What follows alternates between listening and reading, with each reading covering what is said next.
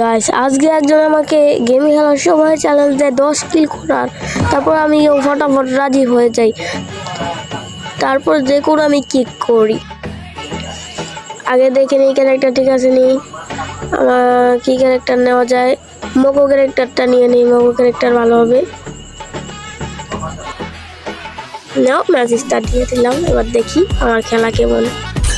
নামার পর ডাইরেক্ট শেষ। এই রাউন্ডে তো এনিমিদের ভাব টাকাতেই হয়। যাই হোক এতক্ষণ মজা করছি, চলো খেলা শুরু করা যাক।